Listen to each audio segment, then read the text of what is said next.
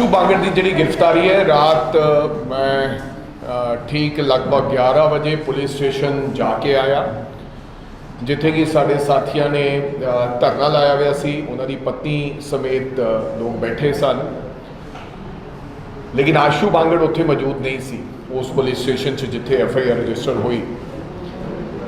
And आशू बांगड़ के case में तथ्य पुलिस ने दसे ने कि आशू बांगड़ कोई जाली सर्टिफिकेट बनाते सन, एक्सपीरियंस सर्टिफिकेट हॉस्पिटल के ਉਹਦੇ ਵਿੱਚ ਜਿਹੜਾ ਲੋਕਾਂ ਨੂੰ ਬਾਹਰ ਜਾਣ ਵਾਸਤੇ ਐਕਸਪੀਰੀਅੰਸ ਚਾਹੀਦਾ ਸਾਲ ਦਾ ਜਾਂ 2 ਸਾਲ ਦਾ, ਉਹ ਸਰਟੀਫਿਕੇਟ ਬਣਾਉਂਦੇ ਸਨ ਜੋ ਪੁਲਿਸ ਦੇ ਅਨੁਰੂਪ ਹਨ। ਲੇਕਿਨ ਤੁਸੀਂ ਹੈਰਾਨੀ ਮਹਿਸੂਸ ਕਰੋਗੇ ਕਿ ਪੂਰੇ ਪੰਜਾਬ ਦੇ ਵਿੱਚ ਅੱਜ ਤੋਂ ਪਹਿਲਾਂ ਇਸ ਤਰੀਕੇ ਨਾਲ ਕੋਈ FIR ਨਹੀਂ ਹੋਈ ਹੋਊਗੀ। ਅਸੀਂ ਪੁਲਿਸ ਨੂੰ ਪੁੱਛਿਆ ਕਿ 420 67 68 ਤੁਸੀਂ ਧਾਰਾਵਾਂ ਦੇ ਤਹਿਤ ਬਿਨਾਂ ਕੰਪਲੇਨੈਂਟ ਤੋਂ कोई कंप्लेंट करता शिकायत करता नहीं, कोई शिकायत करता नहीं है, तो आशू बांगड़ जी नूं तुसीं गिरफ्तार कर लिया सी। क्या कोई सबूत? कोई सबूत नहीं है। एक लड़का व्यक्ति होर फड़िया गया नाल, जिहड़ा कहंदे है कि कोई वॉइस मैसेज है, कहंदे है ओहदा भी कोई पता नहीं, जिस तरह पहला वो वॉइस मैसेज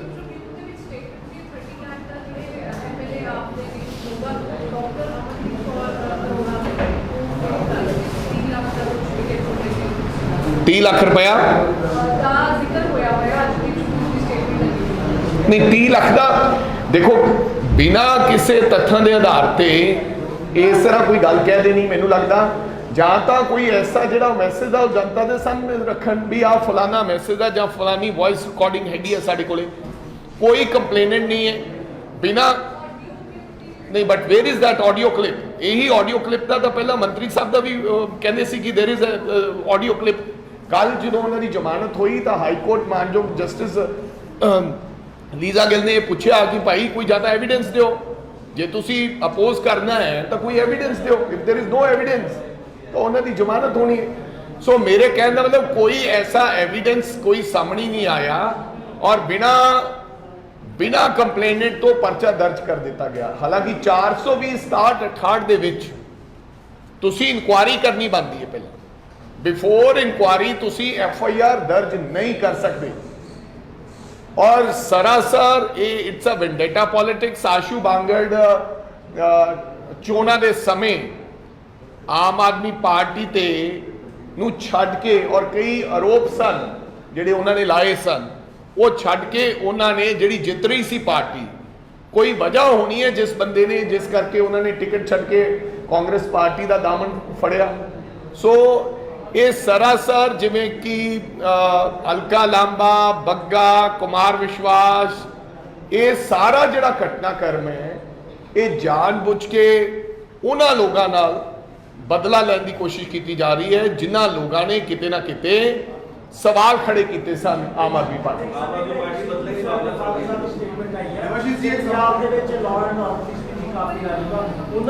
हाँ बिल्कुल, तुसी देख लो अज 1.25 महीना हो गया सिद्धू मूसेवाले के फादर ने भी कहा कि एक पैरेलल गैंगस्टर की सरकार चल रही है, तो अज भी उन्होंने इंसाफ नहीं मिला। और मैं समझदा कि बड़ी दुखद घटना है जिथे तुसी उदयपुर की घटना की गल कर रहे हो, शरेआम इत्थे लोग मार के आके चले जाते हैं थ्रेट होने के बावजूद। हालांकि मेरा ख्याल उदयपुर घटनाक्रम के कोई रॉ इंटैलीजेंसी की रिपोर्ट नहीं सी कि उन्होंने जान को खतरा है, उन्होंने आप ये इतला दी सी। इत्थे जान को खतरा होने के बावजूद भी गैंगस्टर मार के चले जाते हैं, लेकिन हजे तक पंजाब के अंदरों किसी प्रकार का कोई भी गिरफ्तारी नहीं की गई, कोई भी मुकम्मल जिहड़ा मैं समझदा कि इंसाफ परिवार नूं नहीं दिता गया। सरकार नूं संजीदगी दे नाल इस मुद्दे ते गंभीरता दे नाल विचार करके और मैं समझदा कि आने वाले समय च परिवार नूं इंसाफ देना चाहिए।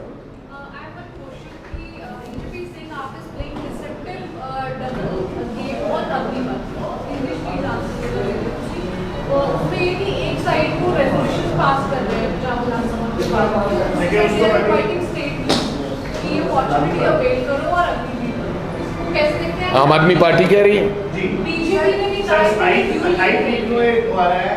विधानसभा लैटर जारी हो चुकी है यादगिरी जिसको लागू कर रहे हैं कि एक पासे रेजोल्यूशन नौजवानों को उत्साहित किया जाए कि अगली वीरवार पंजाब सरकार ਵੱਲੋਂ ਯੂਥ ਭਲਾਈ ਵਿਭਾਗ ਜਿਹੜੇ ਹੁੰਦੇ ਆ ਉਹਨਾਂ ਵੱਲੋਂ ਇਸ ਤਰੀਕੇ so I am not aware from the letter जो ਜਿਹੜੀ ਤੁਸੀਂ ਗੱਲ ਦੀ ਗੱਲ ਕਰ ਰਹੇ ਹੋ लेकिन नहीं अच्छा मैं इस पे ये कहना चाहूँगा, हालांकि मेरे को इस चिट्ठी के बारे में और जो उन्होंने लिखी है डिपार्टमेंट ने कि अग्निपथ एक अच्छी स्कीम है और नौजवानों को इसमें आगे बढ़ें और इसमें हिस्सा लें, और मैं समझता हूँ कि ये बिल्कुल ही डबल स्टैंडर्ड है और ऐसा बिल्कुल नहीं होना चाहिए। मैं इस बात की निंदा करता हूँ क्योंकि अग्निपथ स्कीम के खिलाफ हम लोगों ने तमाम सरकार ने रेजोल्यूशन लेकर आई, हालांकि इट्स अ ज्वाइंट रेजोल्यूशन था। हमारे एलओपी साहब प्रताप सिंह बाजवा ने ये बात खड़े होकर कही थी, तो सरकार ने ये कहा था कि हम इस स्कीम के खिलाफ रेजोल्यूशन लेकर आएंगे, और खुद मुख्यमंत्री साहब ने और तमाम मंत्रियों ने ये कहा था कि ये स्कीम देश के लिए खतरनाक है, नौजवानों के लिए खतरनाक है, ये नहीं होना चाहिए, ये आर्मी का जो मनोबल है ये तोड़ने की बात है। तो इसके बावजूद भी अगर सरकार पिछले दरवाजे से अगर ये कह रही है कि अग्निपथ तो अच्छी स्कीम है, उत्साहित करिए, आप इसको ज्वाइन करें, तो मैं समझता हूं कि ये डबल स्टैंडर्ड है और ये सिद्ध होता है धीरे धीरे कि कहीं ना कहीं आम आदमी पार्टी बीजेपी की बी टीम है। ऊपर से केवल दिखावा करते हैं कि हम लोग इनसे अलग हैं, लेकिन जैसा बीजेपी चाहती है उस प्रकार से ही चलना चाहती है। आम आदमी पार्टी बीजेपी से डर रही है? ये एक बात लग रहा है कि वन साइड तो वो रेजोल्यूशन की बात करती है, अदर साइड की स्टेट को मैं तो कहना ही नहीं चाहता हूं डर रही है, मैं ये कह रहा हूं कि वो बी टीम है। जैसा पहले लोग कहते थे कि आम आदमी पार्टी बीजेपी की बी टीम है, कभी कभी मुख्यमंत्री साहब का यह बयान भी आता है कि भाई हमने उसको 3 बजे पकड़ लिया, कहीं वो बीजेपी ने बिना चला जाए, दैट मीन्स बीजेपी कोई बैरिकेडिंग थोड़ी है।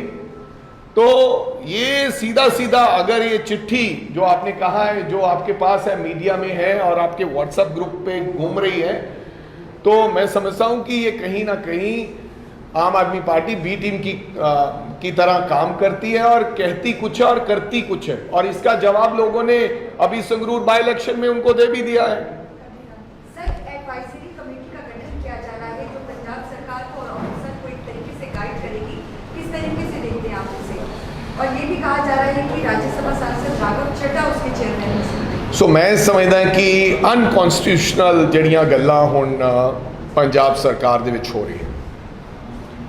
ਤੁਸੀਂ ਪਹਿਲਾਂ ਸਾਡੇ ਸਰਕਾਰ ਬਣਤੇ ਪੰਜਾਬ ਦੇ ਆਫੀਸਰ ਸਾਹਿਬਾਨਾਂ ਨੂੰ ਦਿੱਲੀ ਬੁਲਾਇਆ ਜਾਂਦਾ ਹੈ, ਪੰਜਾਬ ਦੇ ਲੋਕਾਂ ਨੇ ਇਸ ਗੱਲ ਦਾ ਵਿਰੋਧ ਕੀਤਾ ਤਾਂ ਉਹਨਾਂ ਨੇ MOU ਸਾਈਨ ਕਰ ਲਿਆ, ਜਿਹੜਾ ਕਿ MOU ਸਾਈਨ ਕਰ ਨਹੀਂ ਸਕਦੇ ਸੀ। 2 ਮੁੱਖ ਮੰਤਰੀ MOU ਸਾਈਨ ਨਹੀਂ ਕਰ ਸਕਦੇ, ਗਵਰਨਰ ਦੀ ਪਰਮਿਸ਼ਨ ਤੋਂ ਬਿਨਾ MOU ਸਾਈਨ ਨਹੀਂ ਹੋ ਸਕਦਾ, और MOU ਸਾਈਨ ਦੇ ਵਿੱਚ ਮੁੱਖ ਮੰਤਰੀਆਂ ਦੇ ਸਾਈਨ ਨਹੀਂ ਹੁੰਦੇ, ਆਈਦਰ ਚੀਫ ਸੈਕਟਰੀ ਦੇ ਸਾਈਨ ਹੁੰਦੇ ਹੈ ਜਾਂ ਕਿਸੇ ਸੈਕਟਰੀ ਪ੍ਰਿੰਸੀਪਲ ਸੈਕਟਰੀ ਦੇ ਸਾਈਨ ਹੁੰਦੇ ਹੈ।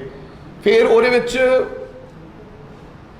ਕੀ ਇੰਟਰਸਟ ਹੈ ਉਹ ਸਾਰਾ ਕੁਝ ਵਾਚ ਕੀਤਾ ਜਾਂਦਾ, ਰੱਖਿਆ ਜਾਂਦਾ। ਫਿਰ ਉਹਨੂੰ MOU ਸਾਈਨ ਕਰ ਲਿਆ, ਕੈਬਨਿਟ 'ਚ ਨਹੀਂ ਰੱਖਿਆ, ਸਦਨ ਹੋ ਗਿਆ, ਉਹਦੇ ਵਿੱਚ ਵੀ ਨਹੀਂ ਉਹ MOU ਬਾਰੇ ਗੱਲ ਕੀਤੀ ਗਈ, ਜਾਣੀ ਕਿ ਫਿਰ MOU ਤੇ ਲੋਕਾਂ ਨੇ ਰੌਲਾ ਪਾਇਆ ਤਾਂ ਉਹਨਾਂ ਨੇ ਕਿਹਾ ਇਹਨੂੰ ਵੀ ਸਿਰੇ ਤੋਂ ਖਾਰਜ ਕਰ ਦਿੱਤਾ ਗਿਆ ਕਿ ਜਨਤਾ ਇਸ ਗੱਲ ਦੇ ਵਿਰੋਧ 'ਚ ਹੈ। ਹੁਣ ਉਹਨਾਂ ਨੇ ਇੱਕ ਇਹ ਹਾਈ ਪਾਵਰ ਕਮੇਟੀ ਜਿਹੜਾ ਨੋਟੀਫਿਕੇਸ਼ਨ ਚੀਫ ਸੈਕਟਰੀ ਸਾਹਿਬ ਨੇ ਜਾਰੀ ਕੀਤਾ ਹੈ, ਮੈਂ ਸਮਝਦਾ ਕਿ ਇਹ ਵੀ ਅਨਕਨਸਟੀਟਿਊਸ਼ਨਲ ਕੰਮ ਕੀਤਾ ਹੈ। ਮੁੱਖ ਮੰਤਰੀ ਤੇ 14 ਕੈਬਨਿਟ ਮੰਤਰੀ ਨੇ, ਲੋਕਾਂ ਨੇ ਪੰਜਾਬ ਦਾ ਮੁੱਖ ਮੰਤਰੀ ਚੁਣਿਆ, 92 ਲੋਕ ਨੇ ਜਿਹੜੇ ਲੋਕਾਂ ਨੂੰ ਰਿਪਰੈਜ਼ੈਂਟ ਕਰਦੇ ਨੇ। ਅਗਰ ਉਹਨਾਂ ਦਾ ਦਿਮਾਗ ਨਹੀਂ ਕੰਮ ਕਰ ਰਿਹਾ 92 ਲੋਕਾਂ ਦਾ ਜਾਂ 14 ਕੈਬਨਿਟ ਦੇ ਵਜ਼ੀਰਾਂ ਦਾ ਤੇ ਮੁੱਖ ਮੰਤਰੀ ਦਾ, ਐਸੀ ਕਿਹੜਾ ਗੱਲ ਆ ਗਈ ਕਿ ਤੁਸੀਂ ਹੁਣ ਇੱਕ ਹਾਈ ਪਾਵਰ ਕਮੇਟੀ ਬਣਾਤੀ? ਫਿਰ ਜਿਹੜੇ ਸਾਰੇ ਦੇ ਸਾਰੇ ਪ੍ਰੋਗਰਾਮ ਚੱਲ ਰਹੇ ਨੇ, ਅਸੀਂ ਇਹ ਨਹੀਂ ਕਹਿੰਦੇ ਕਿ ਤੁਸੀਂ ਕੇਜਰੀਵਾਲ ਸਾਹਿਬ ਦੀ ਗੱਲ ਨਾ ਮੰਨੋ, ਅਸੀਂ ਇਹ ਵੀ ਨਹੀਂ ਕਹਿੰਦੇ ਕਿ ਤੁਸੀਂ ਚੱਡਾ ਸਾਹਿਬ ਦੀ ਗੱਲ ਨਾ ਮੰਨੋ। ਅੱਜ 100 ਦੇ 100% ਜੋ ਦਿੱਲੀ ਕਹਿ ਰਹੀ ਹੈ ਪੰਜਾਬ ਦੇ ਅੰਦਰ, ਪੰਜਾਬ ਉਸੇ ਤਰ੍ਹਾਂ ਚੱਲ ਰਿਹਾ ਜੋ ਦਿੱਲੀ ਕਹਿ ਰਹੀ। ਮੈਨੂੰ ਇਸ ਗੱਲ ਤੇ ਕੋਈ ਇਤਰਾਜ਼ ਵੀ ਨਹੀਂ ਹੈ। ਇਤਰਾਜ਼ ਇਸ ਕਰਕੇ ਨਹੀਂ ਹੈ ਕਿ ਉਹਨਾਂ ਦੀ ਪਾਰਟੀ ਦੇ ਸੁਪਰੀਮੋ ਹੈ, ਉਹਨਾਂ ਦੀ ਪਾਰਟੀ ਦੇ ਰਾਜ ਸਭਾ ਹੈ, ਪਹਿਲਾਂ ਇੰਚਾਰਜ ਹੁੰਦੇ ਸੀ, ਲੇਕਿਨ ਇਹ ਹਾਈ ਪਾਵਰ ਕਮੇਟੀ ਬਣਾਉਣ ਦਾ ਮਤਲਬ ਇਹ ਹੈ ਕਿ ਕਿਤੇ ਨਾ ਕਿਤੇ CM ਨੂੰ ਡਾਊਨ ਦਿਖਾਉਣਾ ਹੈ। ਕੱਲ ਨੂੰ ਸਿੱਧੇ ਆਫੀਸਰਾਂ ਨੂੰ ਅਸੀਂ ਸੱਦਾਂਗੇ, ਡਾਇਰੈਕਸ਼ਨ ਦੇਵਾਂਗੇ ਤਾਂ ਜੋ ਪੰਜਾਬ ਦੇ ਲੋਕ ਸਵਾਲ ਨਾ ਕਰ ਸਕਣ। ਕੋਈ ਐਨੀ ਟੈਕਨੀਕਲ ਐਡਵਾਈਜ਼ਰ ਕੋਈ ਚਾਹੀਦਾ ਹੈ, ਸੀਐਮ ਟੈਕਨੀਕਲ ਐਡਵਾਈਜ਼ਰ ਰੱਖ ਸਕਦੇ ਨੇ, ਸਲਾਹਕਾਰ ਕੋਈ ਬੰਦਾ ਰੱਖ ਸਕਦੇ ਨੇ, ਲੇਕਿਨ ਮੈਨੂੰ ਨਹੀਂ ਲੱਗਦਾ ਕਿ ਇਸ ਗੱਲ ਦੀ ਕੋਈ ਐਸੀ ਜ਼ਰੂਰਤ ਸੀ। ਇਹ ਕੇਵਲ ਤੇ ਕੇਵਲ ਦਿੱਲੀ ਵਾਲੇ ਆਕਾਵਾਂ ਨੂੰ ਖੁਸ਼ ਕਰਨ ਵਾਸਤੇ ਹਾਈ ਪਾਵਰ ਜਿਹੜੀ ਇਹ ਕਮੇਟੀ ਬਣਾਈ ਜਾ ਰਹੀ ਹੈ। ਮੈਨੂੰ ਨਹੀਂ ਪਤਾ ਇਹਦਾ ਚੇਅਰਮੈਨ ਕਿਹਨੂੰ ਬਣਾਇਆ ਜਾ ਰਿਹਾ, ਪਰ ਲੋਕ ਦੱਸ ਰਹੇ ਨੇ ਕਿ ਰਾਘਵ ਚੱਡਾ ਜੀ ਇਹਦੇ ਚੇਅਰਮੈਨ ਹੋਣਗੇ। ਇਹਦੀ ਜ਼ਰੂਰਤ ਨਹੀਂ ਸੀ। ਮੇਰੀ ਤੁਹਾਡੇ ਰਾਹੀਂ ਮੁੱਖ ਮੰਤਰੀ ਪੰਜਾਬ ਨੂੰ ਗੁਜ਼ਾਰਿਸ਼ ਹੈ ਕਿ ਕਿਰਪਾ ਆਪਦੇ ਅਧਿਕਾਰਾਂ ਦਾ ਤੁਸੀਂ ਇਸਤੇਮਾਲ ਕਰੋ। ਤੁਸੀਂ ਜੋ ਦਿੱਲੀ ਦੇ ਲੋਕ ਕਹਿੰਦੇ ਨੇ, ਕਿਉਂਕਿ ਤੁਹਾਡੀ ਪਾਰਟੀ ਹੈ, ਤੁਹਾਡੇ ਇੰਚਾਰਜਿਸ ਨੇ, ਬਿਲਕੁਲ ਮੰਨੋ, ਲੇਕਿਨ ਇਸ ਕਮੇਟੀ ਬਣਾਉਣ ਦੀ ਕੋਈ ਲੋੜ ਨਹੀਂ ਹੈ। ਮੈਂ ਇਹਦੀ ਪੂਰਨ ਨਖੇਦੀ ਕਰਦਾ ਔਰ ਮੈਂ ਬੇਨਤੀ ਕਰਾਂਗਾ ਮੁੱਖ ਮੰਤਰੀ ਸਾਹਿਬ ਨੂੰ ਕਿ ਇਹਨੂੰ ਨਾ ਬੰਦ ਦਿੱਤਾ ਜਾਵੇ।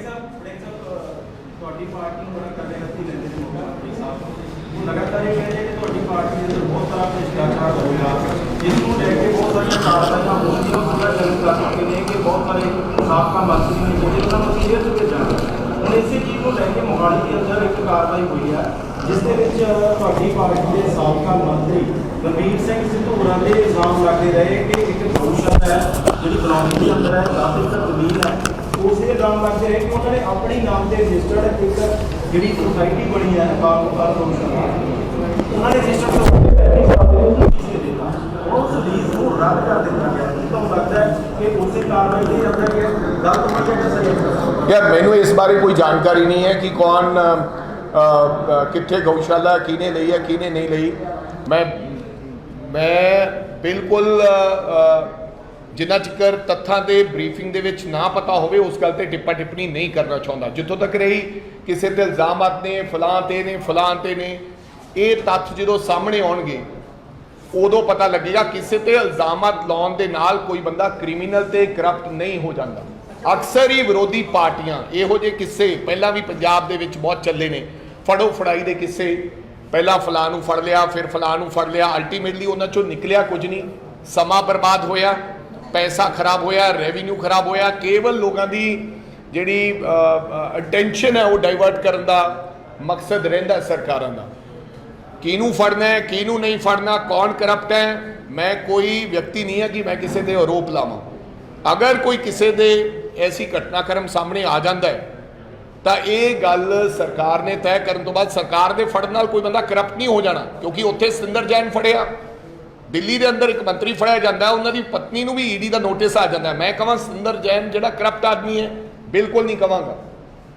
ਉੱਥੇ ਕੇਜਰੀਵਾਲ ਸਾਹਿਬ ਕਹਿੰਦੇ ਕਿ ਬਿਲਕੁਲ ਇਹ ਸਾਡਾ ਇਮਾਨਦਾਰ ਵਿਅਕਤੀ ਹੈ ਔਰ ਇਹਦੇ ਨਾਲ ਈਡੀ ਧੱਕਾ ਤੇ ਜ਼ਾਸਤੀ ਕਰ ਰਹੀ ਹੈ, ਜਿਹਦੇ ਕੋਲੋਂ ਰਿਕਵਰੀ ਬਹੁਤ ਮਿਲੀ ਹੈ। ਉਹਨਾਂ ਦੀ ਵਾਈਫ ਨੂੰ ਹੁਣ ਈਡੀ ਦੇ ਸੰਮਣ ਆ ਗਏ ਨੇ। ਮੈਂ ਕੌਣ ਹੁੰਦਾ ਉਹਨੂੰ ਕਹਿਣ ਵਾਲਾ ਕਿ ਉਹ ਕਰਪਟ ਹੈ, ਲੇਕਿਨ ਹਾਂ ਆਉਣ ਵਾਲਾ ਸਮਾਂ ਦੱਸੇਗਾ। ਪਰ ਮੈਂ ਇਹੀ ਆਮ ਆਦਮੀ ਪਾਰਟੀ ਨੂੰ ਇਹ ਗੱਲ ਕਹਿਣਾ ਚਾਹੁੰਦਾ ਕਿ ਡਬਲ ਸਟੈਂਡਰਡ ਤੁਸੀਂ ਗੱਲ ਨਾ ਕਰੋ। ਇੱਥੇ ਅਗਰ ਕੋਈ ਵਿਅਕਤੀ ਫੜਿਆ ਜਾਂਦਾ, ਤੁਸੀਂ ਜਿਹਨੂੰ ਫੜਦੇ ਹੋ ਤਾਂ ਤੁਸੀਂ ਕਹਿੰਦੇ ਹੋ ਕਿ ਇਹ ਕਰਪਟ ਸੀਗਾ, ਇਸ ਕਰਕੇ ਅਸੀਂ ਫੜਿਆ। ਅਗਰ ਦਿੱਲੀ ਦੇ ਅੰਦਰ ਤੁਹਾਡਾ ਕੋਈ ਮੰਤਰੀ ਫੜਿਆ ਜਾਂਦਾ, ਤੁਸੀਂ ਕਹਿੰਦੇ ਹੋ ਕਿ ਇਹ ਧੱਕਾ ਹੋ ਰਿਹਾ ਹੈ, ਇਹਨੂੰ ਪਦਮ ਵਿਭੂਸ਼ਣ ਮਿਲਣਾ ਚਾਹੀਦਾ ਹੈ। ਸੋ ਡਬਲ ਸਟੈਂਡਰਡ ਗੱਲ ਨਹੀਂ ਹੋਣੀ ਚਾਹੀਦੀ। ਜਾਂ ਤੁਸੀਂ ਕਹੋ ਕਿ ਅਗਰ ਏਜੰਸੀ ਦਿੱਲੀ ਦੀ ਕੋਈ ਕੰਮ ਕਰ ਰਹੀ ਹੈ ਤਾਂ ਉਹ ਵੀ ਠੀਕ ਕੰਮ ਕਰ ਰਹੀ ਹੈ, ਤੇ ਪੰਜਾਬ ਦੀਆਂ ਜਿਹੜੀਆਂ ਏਜੰਸੀਜ਼ ਆ ਉਹ ਵੀ ਠੀਕ ਕੰਮ ਕਰ ਰਹੀ ਹੈ, ਔਰ ਫਿਰ ਅਸੀਂ ਵੀ ਤੁਹਾਡਾ ਸਾਥ ਦੇਵਾਂਗੇ। ਉੱਥੇ ਤੁਸੀਂ ਤੁਹਾਡੇ ਵਾਲਾ ਤਾਂ ਦੁੱਧ ਦਾ ਧੋਤਾ ਹੋ ਜਾਂਦਾ ਹੈ, ਤੇ ਜਿਹੜਾ ਸਾਡੇ ਵਾਲਾ ਹੈ ਉਹਨੂੰ ਤੁਸੀਂ ਗੁਨੇਗਾਰ ਸਾਬਿਤ ਕਰ ਦਿੰਦੇ ਹੋ। ਗੁਨੇਗਾਰ ਅੰਤ ਵਿੱਚ ਸਾਬਿਤ ਕਰਨਾ ਹੋਣਗੇ ਐਸੇ ਲੋਕ, ਹੋਣਗੇ ਮਾੜੇ ਲੋਕ, ਕਿਉਂਕਿ ਚੋਰ ਦੇ ਚਿਹਰੇ ਤੇ ਲਿਖਿਆ ਹੁੰਦਾ ਕਿ ਇਹ ਚੋਰ ਹੈ। ਕਿਸੇ ਦੇ ਕਹਿਣ ਨਾਲ ਕਿਸੇ ਨੇ ਚੋਰ ਨਹੀਂ ਬਣ ਜਾਣਾ।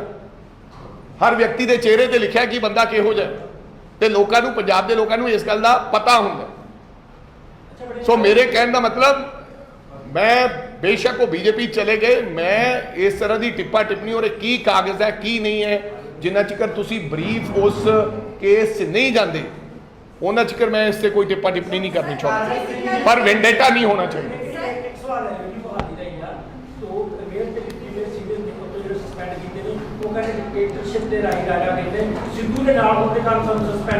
ਬਿਲਕੁਲ ਇਹੋ ਜੀ ਡਿਕਟੇਟਰਸ਼ਿਪ ਤਾਂ ਰਾਜਾ ਵੜਿੰਗ ਕਰਦਾ ਰਹੇਗਾ।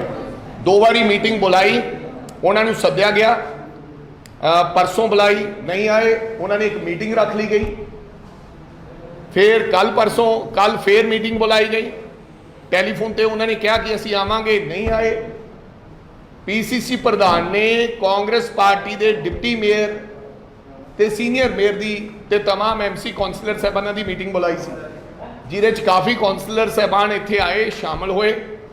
ਲੇਕਿਨ ਡਿਪਟੀ ਮੇਅਰ ਤੇ ਸੀਨੀਅਰ ਮੇਅਰ ਨੇ ਦੀਆਂ ਫੋਟੋਆਂ ਰਿਲੀਜ਼ ਹੋਈਆਂ।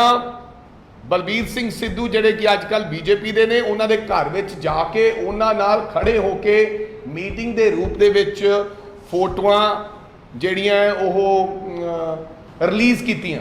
ਸੋ ਇਸ ਤੋਂ ਇਹ ਸਿੱਧ ਹੁੰਦਾ ਹੈ ਕਿ ਉਹ ਕਿਤੇ ਨਾ ਕਿਤੇ ਬੀਜੇਪੀ ਦੇ ਜਿਹੜੇ ਲੀਡਰ ਨੇ ਅੱਜ ਕੱਲ੍ਹ ਬਲਬੀਰ ਸਿੰਘ ਸਿੱਧੂ, ਉਹਨਾਂ ਦਾ ਸਾਥ ਦੇ ਰਹੇ ਨੇ। ਸੋ ਇਸ ਕਰਕੇ ਉਹਨਾਂ ਨੂੰ ਪਾਰਟੀ ਤੋਂ ਬਾਹਰਲਾ ਰਸਤਾ 6 ਸਾਲਾਂ ਲਈ ਦਿਖਾਇਆ ਜਾ ਰਿਹਾ। ਔਰ ਮੈਂ ਇੱਥੋਂ ਹੋਰ ਵੀ ਕਹਾਂਗਾ, ਅਗਰ ਕੋਈ ਵੀ ਵਿਅਕਤੀ ਜਿਹੜਾ ਪਾਰਟੀ ਦੀ ਵਿਚਾਰਧਾਰਾ ਨਾਲ ਸਹਿਮਤ ਨਹੀਂ ਹੈ, ਜਿਹੜਾ ਆਪਣੀ ਵਿਚਾਰਧਾਰਾ ਬਣਾਉਣਾ ਚਾਹੁੰਦਾ, ਉਹਦੇ ਵਾਸਤੇ ਖਾਲੀ ਜਗ੍ਹਾ ਪਈ है, वो जा सकता है। सर विजय सिन्हा जी की जमानत को किस तरीके से देखते हैं, जब उन पे करप्शन के आरोप लगाए थे, सरकार की तरफ से बकायदा बयान। चलो अच्छा हुआ उनकी जमानत होगी, अब धीरे धीरे सत्य सामने आएगा। मैं उसके बारे भी आपको कहूँ कि मैं जो कोर्ट में जितने भी ਇਹੋ ਜਿਹੇ केसेस चल रहे हैं ਉਹਦੇ ਤੇ मैं कोई टिप्पणी करा कोई बहुत ही चंगी गल नहीं। Thank you sir, thank you.